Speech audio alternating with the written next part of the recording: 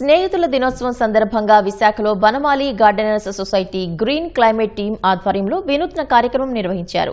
Railway station సమీపంలోని 160 ఏళ్ల నాటి రావి చెట్టుకు ఫ్రెండ్షిప్ బ్యాండ్ కట్టి పర్యావరణ పరిరక్షణపై పిల్లలకు సందేశమిస్తున్నట్లు తెలిపారు.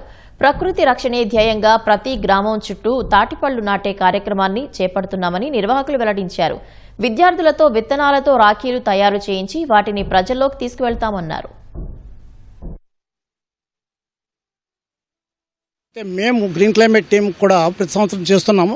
అయితే ఈరోజు మేము చేస్తున్న కార్యక్రమంలో ఒక మార్పు ఏంటి అంటే తాటిపళ్ళు ప్రతి గ్రామం చుట్టూతా నాటే కార్యక్రమం అన్నది చేపడుతున్నాము. ఎక్కువ మందితో ఎక్కువ ప్రాంతాల్లో చేయాలని ఆలోచన. అలాగే ఈ నెలంతా కూడా మనం ఏం చేస్తున్నామంటే 28వ తేదీ రాఖీ పౌర్ణమి వరకు వృక్షాబంధన కార్యక్రమం, అలాగే విద్యార్థులతో విత్తనాలతో రాఖీలు తయారు చేయడం అనేది చేస్తున్నాము. పెద్ద వృక్షాలను కాపాడాలని కూడా క్యాంపెయిన్ మనం చేస్తున్నాం. స్నేహితుల దినోత్సవం సందర్భంగా గ్రీన్ క్లైమేట్ టీం వారు ఈ 160 ఏళ్ల రావి చెట్టుకి రాఖీ ఫ్రెండ్షిప్ బ్యాండ్ కట్టి ప్రకృతిని మన జీవితంలో ఒక భాగం చేసుకోవాలి, వాటిని ఆలనా పాలనా చూస్తూ మనం మొక్కల్ని పెంచడం అలాంటి కార్యక్రమాలు చేయాలనే సందేశం ఏదైతే పిల్లలకి భావితరాల వాళ్ళకి అందించాలనే ఉద్దేశంతో ఈరోజు ఈ కార్యక్రమం ఏర్పాటు చేయడం జరిగిందండి.